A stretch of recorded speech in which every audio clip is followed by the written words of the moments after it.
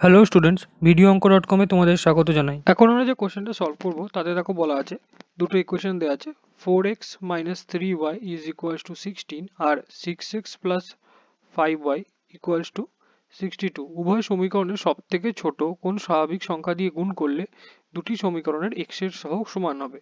তো এই সমীকরণটায় x এর সহগ কত? এই সমীকরণে x এর সহগ হচ্ছে 4 আর এই সমীকরণটা x এর সহগ হচ্ছে 6। এবার এখানে বলা আছে সবচেয়ে ছোট স্বাভাবিক সংখ্যা দিয়ে গুণ করতে হবে। স্বাভাবিক সংখ্যা কি? স্বাভাবিক সংখ্যা বা ন্যাচারাল নাম্বারস হচ্ছে আমাদের 1 2 3 ডট এরকম ভাবে চলবে। তো এর কম কিছু হাফ দিয়ে 1/4 দিয়ে এইসব দিয়ে আমরা গুণ করতে পারবো না, 1 2 3 এরকম দিয়েই করতে হবে। তো এখানে আমাদের কি করতে হবে? এটা করার জন্য আমরা প্রথমে কি করব, 4 আর 6 এদের এলসিএম করব। তো করলে কত পাবো? এখানে 2 3। তো এখানে হলো আমাদের 2 × 2 × 3 অর্থাৎ 12। তো এখানে 12 কে যদি ডিভাইড করি 4 দিয়ে, দ্যাট ইজ ইকুয়ালস টু 3, আর 12 কে যদি ডিভাইড করি 6 দিয়ে, দ্যাট ইজ ইকুয়ালস টু 2।